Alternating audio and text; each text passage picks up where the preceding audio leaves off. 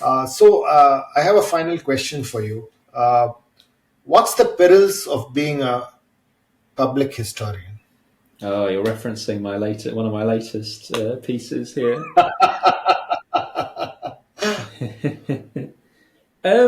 What are the perils of being a public historian? So the way to put this is that when you put research out, when you put your work out into the public, and as an audience grows, you do get what happens is, if you care about these things, you find yourself getting quite worried about accidentally telling people the wrong thing, right? Accidentally, you've heard a story. We do this all the time, right? We'll hear a story. We'll be like, that's a great fact. I'm going to tell all my friends the next time something relevant kind of comes up. You tell a small group of people at a party this new fact that you've learned. And then 10 days later, you read something saying, actually, this fact is completely rubbish. It's been debunked. And you feel a little bit embarrassed. You probably don't go out of your way to correct it by emailing all your friends and being like, oh, wait, ignore what I said. But you're a bit like, oh, I can't believe that happened. But as your audience grows, this becomes a bigger and bigger deal where, I've got about 26,000 subscribers on my email list. If I accidentally tell them the wrong thing, then I'm going to feel pretty guilty about it. So it comes with, I think, a responsibility to really fact check a lot. One of the great things about podcasts, actually, and doing stuff like this is I can make loads of mistakes and people will be like, oh, he's kind of just not really remembering, But when it's written down, I think you've got to be much more careful. No one's going to reference or cite a podcast. Lots of people are going to cite something that's written, I think.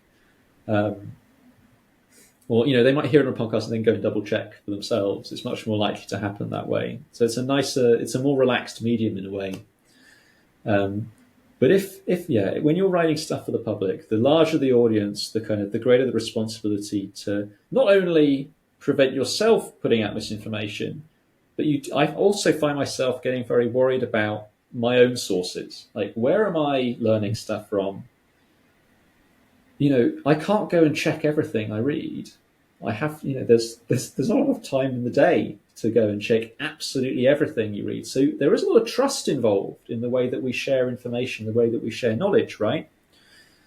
And so I am very concerned with the institutions of trust giving, right? So academic journals, academic societies, what they often do is they deploy trust. They give a stamp of approval saying experts have checked this, so you can, instead of taking it with a rock of salt, you can only take it with a pinch of salt now. Or you can maybe a grain of salt, right? Yeah. I'm not saying you should trust it completely, but actually that's what ends up happening is a lot of people they'll say, oh, it was in an academic journal, trust it completely.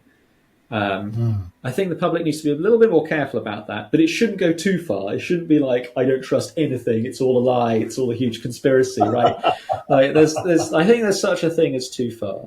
But I get very concerned that, the well I'm drawing from, right? The water that I'm getting of information, I want to make sure it's not corrupted. I want to make sure this stuff is fresh. This stuff is healthy. This stuff is good, right? Okay. And I had a sort of experience that your listeners can go and read up all about it because I think it's a bit too long to explain. But I had an experience where I tried to correct something that I'd seen, misinformation being put out there. And the reaction from the institutions was not the way that you would expect. Like, I kind of expect the institutions to self-correct.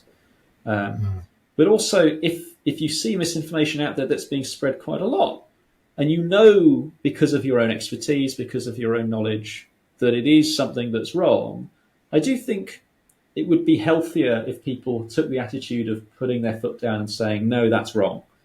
Right? I don't mean everyone should just, this is not like a manifesto for internet trolls to say, you see something, tell them it's wrong. No, it's if you have the expertise, if you know because of, your expertise that something is wrong, I think there is somewhat of a duty to kind of point that out.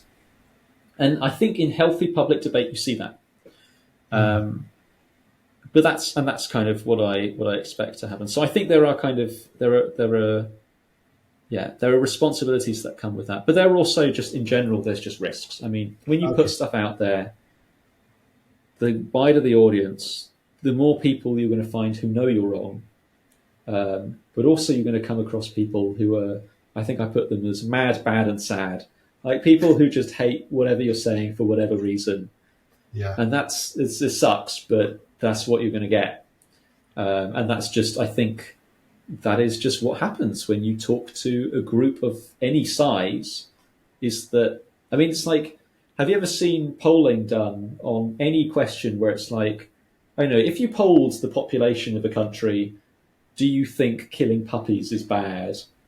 Like, you're going to get 99, 98% saying it's obviously bad. Who are these 2%? There's always going to be the 2%, right? Who are always going to say, no, yeah, it's good, right? Yeah. But like the larger the audience, the more likely you are to find that 2%, and they're going to cause trouble of some kind.